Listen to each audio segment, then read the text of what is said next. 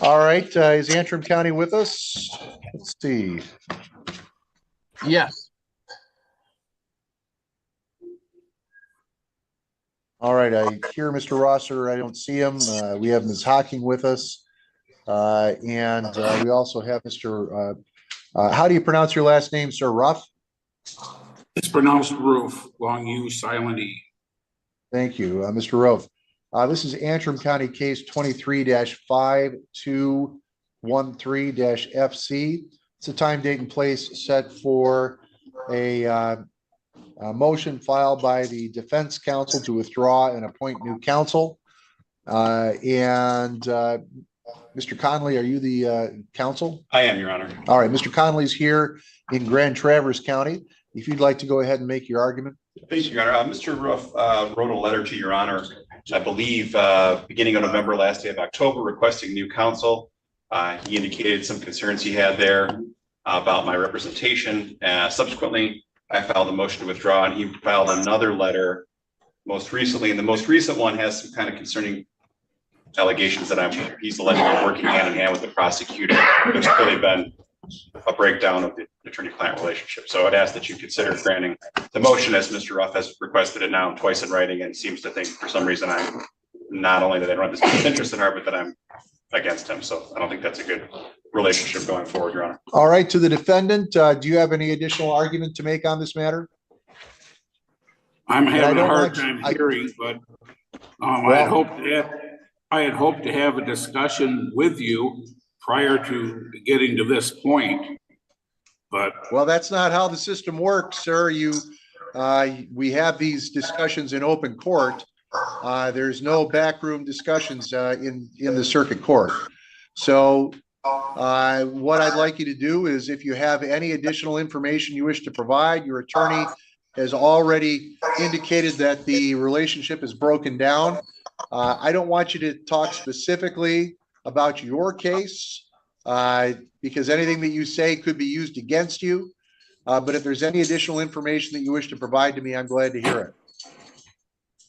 Well, my primary concern at this point was the fact that I feel that my right to a speedy trial has been violated, and I'm not getting any communication about that. How long have you been in jail? Since the 20th of June of 2023. All right. So about 6 months, it sounds like. It's been well over 6 months.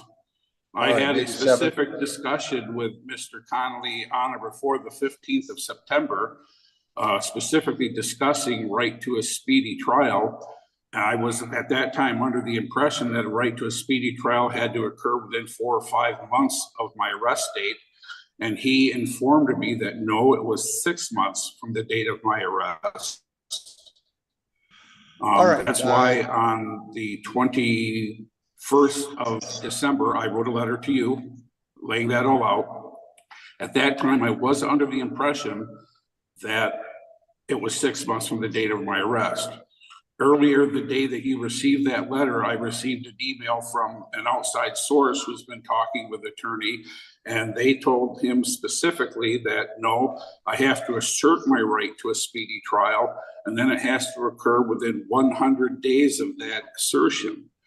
Not having known that, I've done that plenty of times because I do that with everybody I speak to. But either way, even if they didn't accept my assertion until the 14th or 15th when I talked with Mr. Conley, the 100th day from that would have ended on December 24th. So right. I'm not sure. All right, I've heard your comments, sir. Let me go to the prosecutor. Mr. Rossiter, again, I don't know if you're out of range of video, but I don't, but perhaps I can hear you. Did you have any argument you wish to make in this matter? Yes, Your Honor. I'm having trouble with my camera, but I can see everybody and hear everybody for the record. All right. Please proceed. I generally don't get involved in the arguments when somebody is requesting new counsel. However, in this one, I will make a couple of comments. I have seen both letters. Both of the letters were addressed to you, Your Honor. I have one that was date stamped from the county clerk on November 1st. And then in early December, there was another letter. The letter from November indicates that my characterization is that there was a breakdown in the attorney-client relationship. The second letter, however, is more concerning. The statement is made that evidence is being deliberately withheld from him as well as the court. And I echo Mr. Connolly's statement. I'm reading from the letter. Quote, I believe I now have evidence that my attorney, Matthew Connolly, is working hand in hand with the prosecutor to deprive me of this information.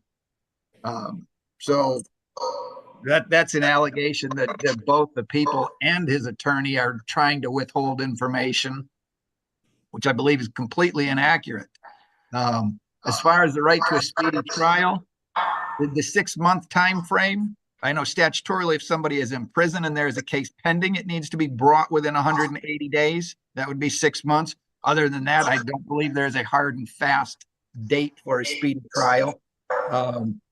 So I would have no objection to the court granting the motion to withdraw and having new counsel where these allegations can be put to rest. All right, where do we stand? And Mr. Connolly, maybe you can help me. Where do we stand in terms of trial date or final conference in this case? We had the final conference some time ago, Your Honor, and it was set for trial. And then this was a motion hearing that was set for that first week of December. There was an occurrence where we couldn't have the hearing that date, Your Honor, so it's been rescheduled for today. So the trial is coming up in 2 weeks. That's the issue. However, I do recall, I want to say it was September. I'd have to look at the record. There was a previous final conference where we requested more time, and you had asked Mr. Roof on the record if that was acceptable to him, if things were adjourned, and he had agreed to that. So I don't know what the actual timeline is since that occurred, but there was at least one final conference where extra time was requested and granted, and there was some discussion had with the prosecution and the defense. Mr. Rosser wasn't there. I think it was Truesdale might have been there, but it was discussed that it would take more time, and that was agreed to. All right, so Mr. Roof, you understand that if I grant your request, it's very likely going to result in the trial that we currently have scheduled for you in 2 weeks being adjourned. We've got some great attorneys up here, but they're very busy, and it's likely that the person we appoint, and I don't appoint them, by the way, it's done with a third party. It's likely that the person that's appointed to replace Mr. Connolly will need some time to get up to speed in order to try the case. Is that acceptable to you? Well, I was still stuck on the right to a speedy trial thing. I would think that there would be a hard and fast date on that, just for this such reason that they can't just say, well, you know, it's 2 days past, so we'll just let it slide. There must be some kind of a time frame set to that. And if it's 6 months, it's 6 months, and we're past that. All right. Here's what we're going to do. And you will have an opportunity to speak to an attorney about that. And if it's appropriate, a motion can be brought, and we'll certainly take that motion up. But for today's purposes, the motion is to withdraw on the part of Mr. Connolly. I do think that the attorney-client relationship is broken down between the defendant and his counsel. It's clear that the defendant doesn't trust his counsel. He is acting in his best interests. So as a result, I'm going to go ahead and grant the request to withdraw. We'll reappoint someone to represent the defendant. And if the person who's appointed wishes to have the trial adjourned, well, then I would ask that he or she do so by stipulation with Mr. Rossiter, and I certainly will adjourn it given the newness of that person to the case. And Mr. Connolly, if you would simply transfer your file to that person, it would be appreciated. Yes, Your Honor. All right. Mr. Connolly, if you prepare an appropriate order. Yes, Your Honor. All right, Mr. Roof, we'll assign someone to you right away, and they'll be in touch shortly. Thank you, sir. Thank you. Mr. Rossiter, anything else for the record? No, Your Honor. Thank you. All right. Thank you, sir. Thank you, Your Honor.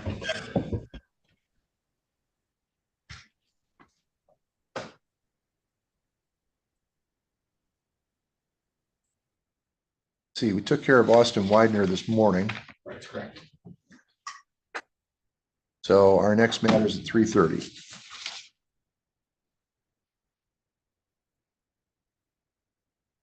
Hello? Did I talk to you about two of my entrophies? Of course. Of course. No.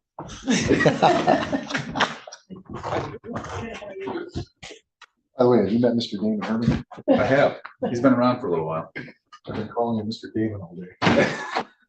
Oh, Nobody was nice enough to tell me. What? wasn't it Matt Conley? Yeah, when he said, can I approach on a different matter? Oh. Then he started laughing.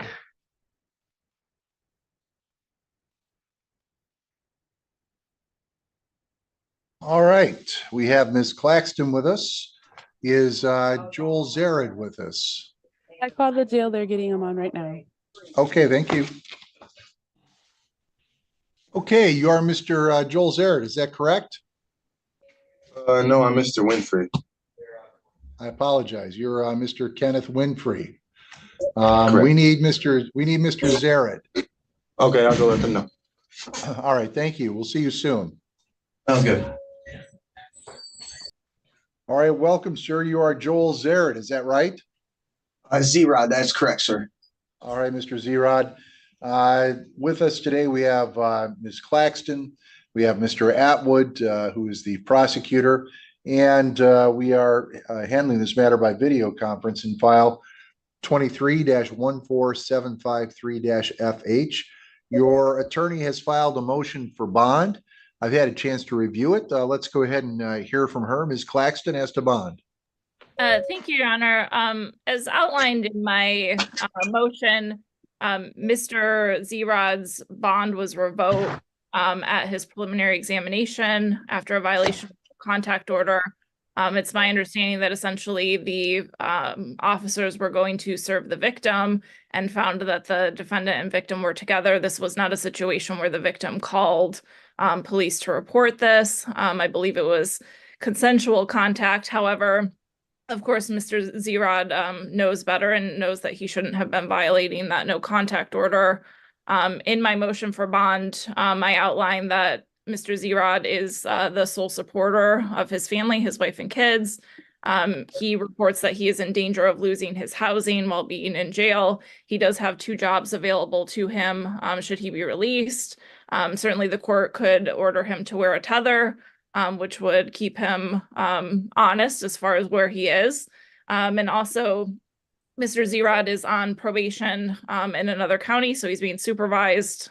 He's expected to engage in services through that probation, so he'd be further supervised that way. He's been sitting since his prelim date, which was December 11th, so almost a month now. At this time, we would ask the court for some sort of bond in his case. All right, let's hear from the people with regard to bond. thank you, Your Honor. I would object to any modification. The tether only is as good as, keeping Mr. Zrod away when we know where the victim is. In this case, if contact is consensual between the two, the tether is going to do nothing to protect the victim from that. I think there's a lot of manipulation going on. The defendant made really zero attempt to comply with the bond conditions when he was released, immediately having contact with the victim. And then when he was arrested on the no contact order violation, he immediately started calling the victim. And we took down some notes from the calls because I think they're good evidence of the defendant's manipulation. Some of the things he said to the victim, and I quote, "I am fucking taking this shit all the way. I hope you'll get in line with that." He tells her to tell them that the cop talked you into saying that I smacked you. And then says, "Keep your mouth shut. I love the quote, fuck out of you. If I stay in here, you're fucked. All of those storage units you can't pay for." He tells her that he'll be in prison for 10 to 15 years. Tells her that you need to get rid of this. You need to get rid of them. So I think that's great evidence of his state of mind and what we can expect if he's released. Obviously, those calls will be played during the trial, but I don't think we can trust that he's going to abide by the court's orders. He's had a lot of issues on supervision throughout the last year. He was convicted of a felony offense back in May of 2023 for interfering with electronic communications and domestic violence. And that was from Clare County. And then we have an OWI third conviction while that was all going on out of Kent County. And that's from, looks like April of 2023. So obviously he hasn't done well on supervision in the past, hasn't done well on supervision in this case. He's a threat to the victim. I think he's a danger to the community given his convictions over the last year. And certainly if he gets out, we can expect more of the same manipulation. Thank you, Your Honor. All right, the question before the court is bond for the defendant. The defendant is currently being held without bond for a charge of domestic violence that occurred on or about, as alleged, on November 12th of 23 with regard to Christy Marie Blackman. He has been convicted of the crime of domestic violence before on multiple occasions, which means that the underlying conviction would be a 5-year felony here in the state of Michigan. He has, I believe, 2 full counts of 5-year domestic violence charged, both against Ms. Blackman, and they are charged as third offense habitual offender notices, which means that the maximum on each is 10 years. The defendant had immediately after he was arrested for having consensual contact, apparently, with the victim in violation of his bond restrictions, the defendant began calling the victim in and of itself other violation. And based on the representations that have been made by the prosecutor as an officer of the court, it sounds like he began attempting to manipulate the statements of the victim with regard to the nature of the offenses. That appears to be in and of itself another potential violation of law by attempting to interfere with the process of justice by affecting a witness's testimony. So it appears to the court, based on that information, that the defendant is not interested in complying with the court's restrictions, which are quite reasonable. I understand they're difficult, but they're meant to be difficult, and they're meant to be protective of the alleged victim in this case.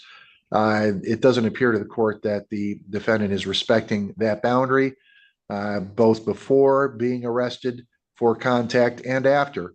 As a result, the defendant hasn't earned the right to have bond. The bond in this case is appropriate, or the lack of bond is appropriate. The request for a modification of the defendant's bond is denied for those reasons. All right, we can talk about this in the future, but as of today, you just don't qualify for it based on what you've done, Mr. Zrod. Okay, thank you. Thank you, Your Honor.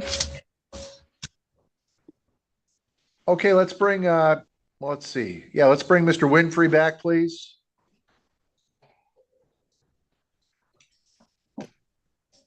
And we should be getting Mr. Graff, there he is, shortly. All right, you are Mr. Kenneth Winfrey, is that right? Yes, sir. All right, Mr. Winfrey, also with us today by video conference is your attorney, Mr. Graff. Here in the courtroom, we have Mr. Damon Herman with us from the department. And we also have the county clerk and our court reporter. We're handling this matter by video conference, absent objection. We are set for a probation violation hearing today. Mr. Graff, what are we going to do today, sir? Good afternoon, Your Honor. We respectfully asking for an adjournment. There's a new case that's pending that is starting to take off. And so I believe that these accusations obviously are relative to the new violations. And so I would ask court to adjourn this so we could take care of the new case first. All right. Has that case been filed as a felony matter or as a district court matter? It's a felony, Your Honor. I believe the probable cause is, if I get my dates right, I think it is on Tuesday with the preliminary examination the following week on the 16th. So we really haven't started yet. All right, I will go ahead and grant the request. We typically allow those matters to proceed that are predicates to allegations of probation violations, so that, pardon me, independently of the probation violation, so that the right of self-incrimination isn't offended. We'll go ahead and do so in this case as well. I should note that the underlying case here involves the matter of larceny, a conviction for larceny between $1,000 and $20,000, which is a maximum of 5 years in terms of exposure. And I'll go ahead and grant the request. We'll reset this matter as a control date for the last criminal day in February. If the matter is resolved prior to that, Mr. Graff, you can contact the court and we'll certainly move this matter up. Very well. Thank you very Mr. Burdette, good morning. Good morning, Your Honor. All right, you're making an argument with regard to bond, is that correct? Yes, sir. My client was, he was out on bond, Your Honor. Failed to attend the preliminary examination, and he failed to follow through with some of his drug testing back in January. And as a result of what the court did was the court forfeited his bond and issued a statewide bench warrant. At that time, Your Honor, my client, after that, he was suffering from some liver ailment. He had some liver fibrosis. He was dealing with the medical. There was a lot of that on his mind. He also realized that given his health scare and the declining health, that he went into DOT carrying centers down in Saginaw to do inpatient treatment.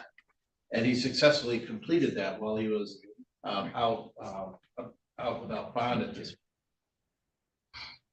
During that time, he's always maintained contact with me. He always would check in with me about the case. You know, we discussed it. He kept me updated on his medical condition and where he was. He's got a clean bill of health now, and that's a big relief for him. And then he was picked up on this warrant before he was able to turn himself in. He's been in jail for about 35 days, Your Honor, on this. We did a motion down at district court where the court denied to reinstate his bond because he was originally given a $25,000 PR bond, and the court did not reinstate his bond and did not set bond. What we're requesting, Your Honor, is that if the court would reinstate Mr. Shab's bond, he's willing to take PBTs, all the drug screens, a GPS tether. He does have a job opportunity, interviewed at KFC. I got an email from his potential employer saying that he would have a job there. So what we're requesting, Your Honor, is if you would reinstate Mr. Shab's bond. He has spent 30 days already so far on this case. All right, thank you. Let's hear from the people as to bond. Your Honor, at this time, we would ask the court to continue to deny the defendant bond. The concerns here are that, you know, apparently he was having contact with Mr. Burdette, but from our standpoint, for all intents and purposes, he disappeared last January. Obviously, if he was having health concerns, the court is not unwilling amendments to bond so that people can get the they need, the medical help that they need. It sounds like he may have been doing well, but given that he completely ignored all bond conditions and the notice to the court to appear for months, given that, I'd ask that he remain in jail and allow us to finish this case. What he has done in those 11 months, and if he has built up a period of sobriety, that those are things that could be considered at the time of sentence. All right, the question before the court is a bond for the defendant. The defendant's bond was apparently canceled in part due to a failure to appear for approximately 11 months. As I said, the bond, which was set at a $25,000 PR bond, was canceled. Further, it appears the defendant was not taking appropriate tests at the time that he was required to do so. Since then, he's been brought back in. He's been with us now for about 35 days. He is charged with a controlled substance violation, possession of methamphetamine as a habitual offender, third offense, and also maintaining a drug house. These are serious charges. They need to be resolved, and in order to resolve them, I need to be sure that the defendant is going to be here. I'm convinced about his ability to appear. Certainly, he did have some health issues apparently that have been resolved. That's really good news. But the bottom line is that the court had to wait for 11 months for him to come back into the system. And this matter remained open during that period of time, unresolved. And he's spent, as I said, 35 days in jail thus far. But I'm concerned that if I release him, particularly with this particular charge out there, that there's a very real potential that he could, number one, relapse, and number two, could further fail to appear. So I'm going to go ahead and deny the request for bond at this time. We're going to keep him in jail until such time as we get this matter resolved, one way or the other. Why don't we set for final conference on this, counsel? We just had a pretrial today, Your Honor. Okay. And would the court consider setting a bond today for him, maybe a cash or surety? Because right now, I don't believe any bond has been set. Okay. So he has whatever. Right, Your Honor. Sure. I'll set a $25,000 10% bond in this case. Okay, thank you, Your Honor. All right, thank you. Am I all set? You're all set. Thank you, Mr. Shab. Let's go back to Thank the you. people. If you call your next matter.